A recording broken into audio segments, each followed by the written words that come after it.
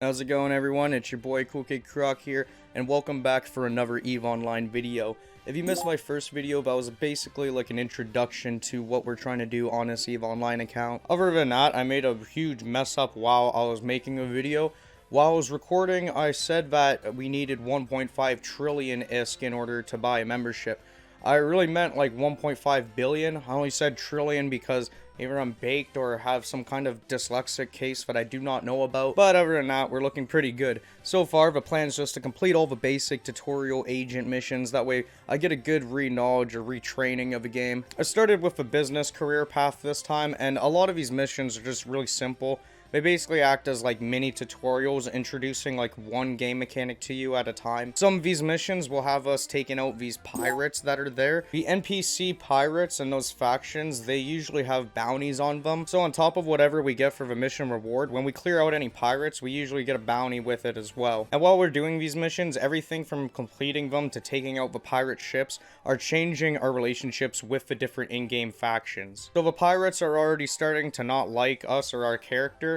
But if we really wanted to, we could probably try and go and befriend the pirates or do missions for them.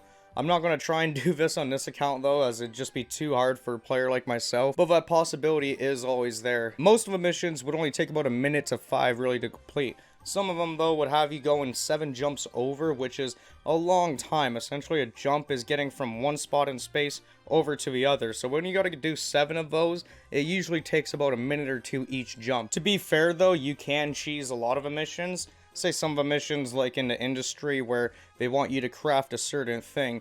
A lot of these things can just be bought for less than the mission reward, so you can just buy it off the market and then just give it to them as if you crafted it yourself. It is good though, as it does show you and give you some good examples on how to use blueprints and how to craft your own things.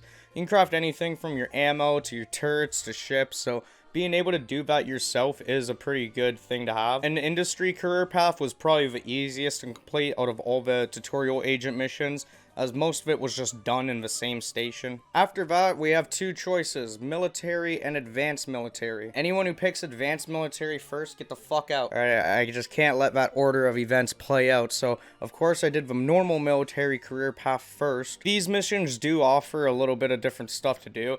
We do things like taking out pirates at different locations, all the way to putting us in different combat scenarios, like flying through a giant poisonous cloud for some reason. Either way, the tutorial just teaches us how to use these different modules or how to use different things on our ship to improve our overall gameplay. And once all the tutorial military missions were complete, I went on to the advanced ones. These ones introduce new things like webifiers or warp disruptors, things that slow down your other enemy ships or prevent them from warping away and fleeing. On top of that, it gets us to learn a few other things, like how to use a shield booster to heal someone else or someone else's ship, sort of acting like a logistics or medic ship. I only ended up completing the first 5 missions, and then I'd save the other 5 for later on, as I really wanted to go on an exploration run again. To begin, I had to make a basic exploration loadout, so I tried to make the cheapest one I really could. This uses a pretty basic exploration ship. In total, our ship is about 500k, while all the equipment on it is like another 500.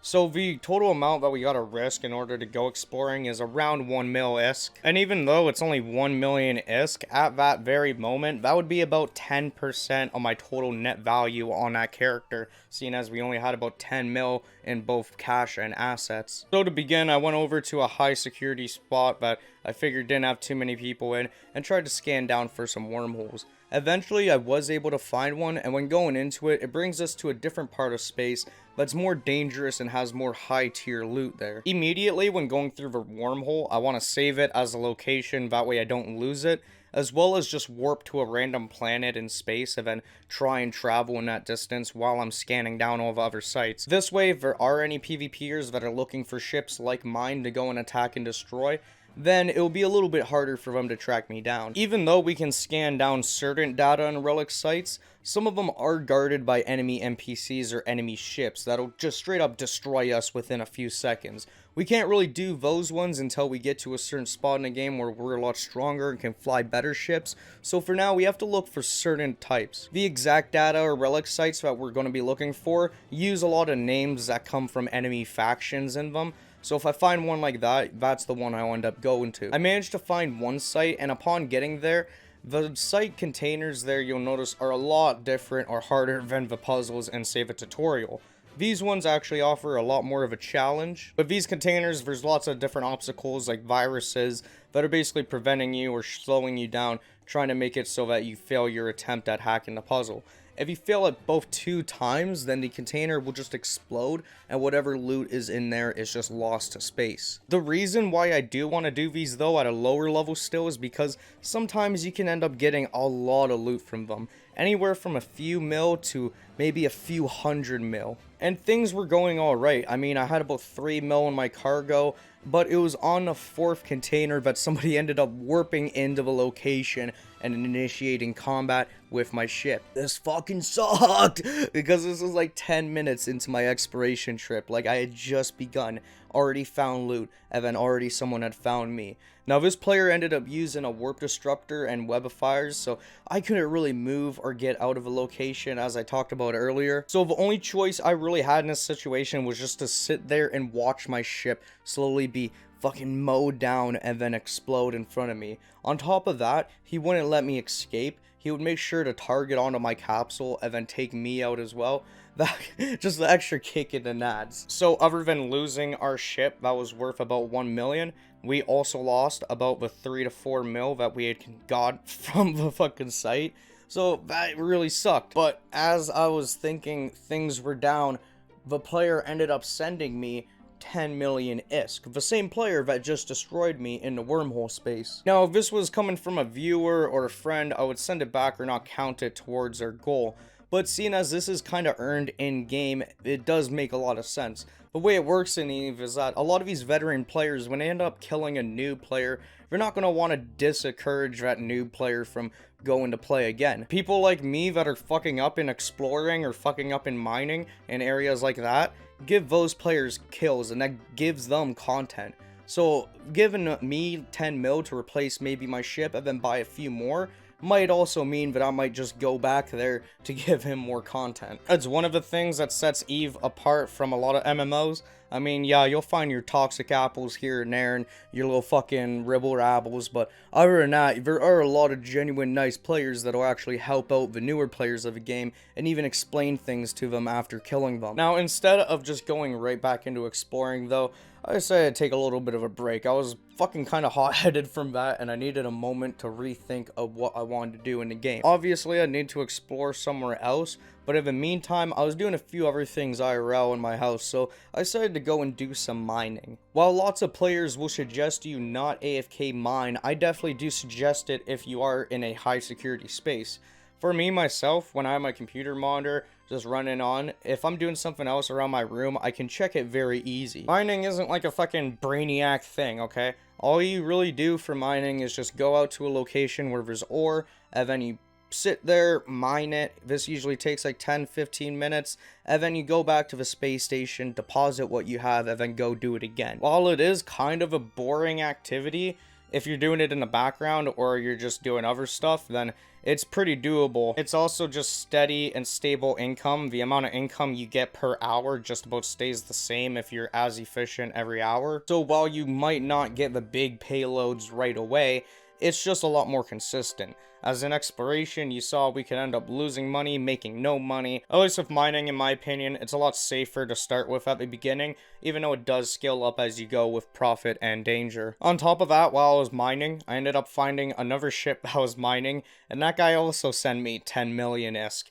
I guess just for being a new miner. There's a lot of like things like this that happen in the game that are pretty cool, but in total that would just boost our overall value up to 20 mil. But I mean, fuck it, I'll take it, you know, it's free ISK. We deserve it for being a new player. Now, seeing as our exploration run was a big fluke, I decided to do it a bit differently this time.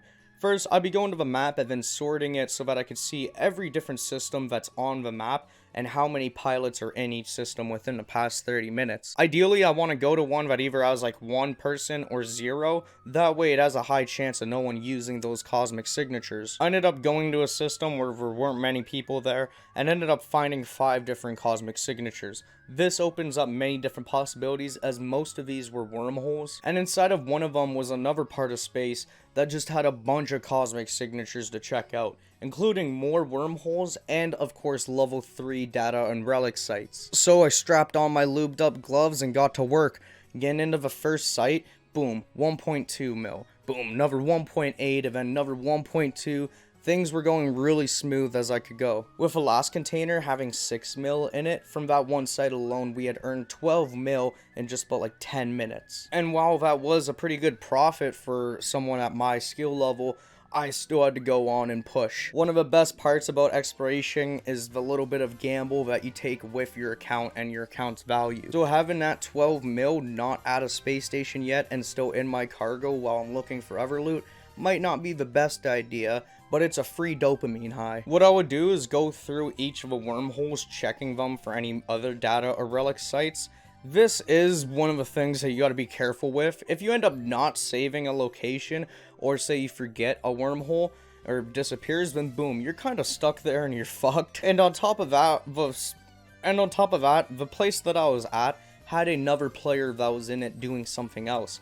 I didn't know exactly where they were. All I could tell was that there was another player from my D-scan. So once I did find another site, I decided I had to get in and then get the fuck out as fast as possible before this other player finds out I'm there and then tries to track me down. And with sweat going down my forehead basically, I managed to get into the site, hack out another 18 mil to bring our cargo up to 30 mil, and then get out of it successfully without getting anyone to come and attack me. With that, I decided to go back through the wormholes and hop out of them, back to the normal spots in space where we're near the trade hub. I would then make my way over to it, which is Jita, and depositing all the stuff from our cargo there and selling it, I'd make 30 million from that exploration trip. With that, it brought my wallet funds all the way up to 60 mil, on top of whatever assets we might have in other space stations. So even though we lost a bit and did have our first death in this episode, in total we did pretty good, finishing all the agent tutorial missions, doing a little bit of mining and exploration, as well as getting some player contributions. This episode I think went pretty damn well. In the next episode I'd like to shoot for something like 100 mil or over. Let me know how you guys have been playing EVE, or if you guys are just getting into EVE or play it at all. While you guys doing it, because I'm still trying to do as much as I can in this game, really. If you want to start playing EVE, use the link in the description for more skill points and to benefit me or something. Either way though, I just hope you guys enjoyed the video, and I'll see you guys in the next one. Peace.